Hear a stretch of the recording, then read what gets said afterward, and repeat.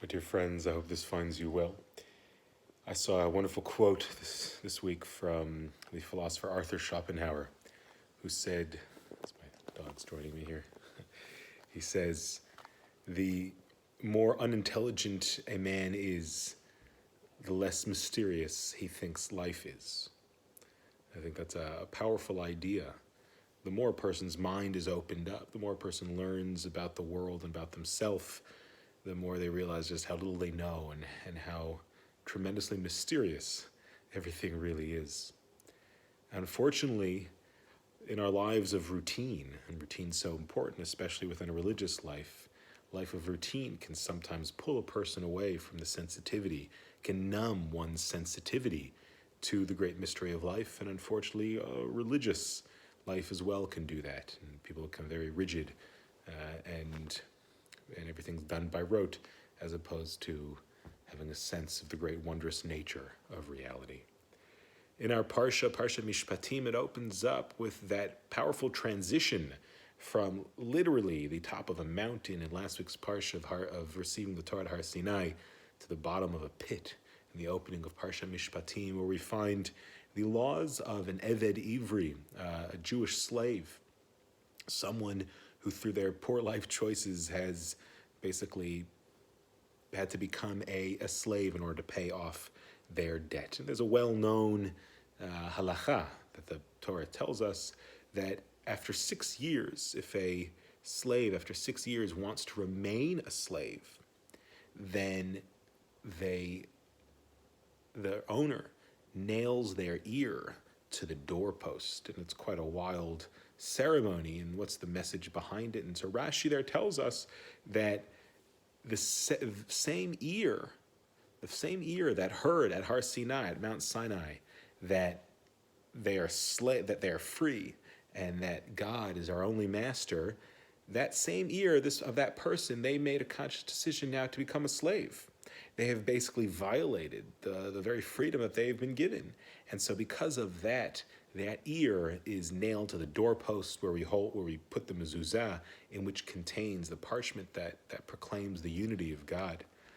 And so this process, this ceremony of nailing their ear to the door, which sounds quite brutal, is done because the very nature of the slavery, the very fact that person is a slave, is problematic because we're free. And the question is, however, why is this ceremony done only at the end of 6 years? Why don't they get this ceremony done at the beginning? Maybe it should be this kind of punishment done at the beginning of their servitude. They should do it now because you shouldn't be a slave. Why do they only do it at the end of the 6 years? So I saw a beautiful idea from Rav Aaron Levine, who says that in those days, and unfortunately we see this today as well, people used to make marks on the bodies of slaves in order to kind of show, first off, who they're owned by, and also to express that these slaves are inferior. That is against the Torah. That is against the nature of what the Torah does not believe that slaves are inferior. In fact, the Torah, though slavery, and this is a topic for another time, slavery was unfortunately a part of the world at that time, but the Torah gave us laws surrounding the concept of slavery to teach us that actually slaves are human beings that need to be treated with dignity and respect. And it's the laws surrounding slavery actually allowed humanity, and I think inspired the movement beyond, to move away from slavery, for us to recognize that there's something unethical about slavery. In those times, they were needed. It was a necessary evil, and God put laws around it to ensure that it was done in an ethical way, moving humanity away from it eventually.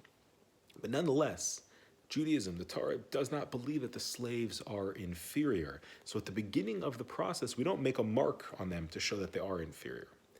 It's only at the end of the process where you have a person who has internalized their slavery, who has gotten used to their servitude, who has gotten used to, they say, you know what, I actually am comfortable in this space. Then there is this form of kind of this ceremony to get them to understand the gravity of it is that they're doing. It's where we become a slave to the monotony of life. A slave is someone who time does not matter to them anymore. Every day is the same. There's no such concept of time for them. And so as a result, they have this painful experience to help them understand what it is that they're doing. We need to be careful not to get stuck, not to become slaves to the monotony of life, not to just stay in the routine and the rigid. Discipline's essential for success. Discipline is an important thing in all areas of life. But we should never let life become just rote and routine. And we should always be filled with a great wonder and a great just awe of the profound mystery that is this life that you and I share. So Hashem should bless us all with a wondrous nature, a wondrous seeking out the mysteries of life and experiencing the blessing of every single moment. Shabbat Shalom.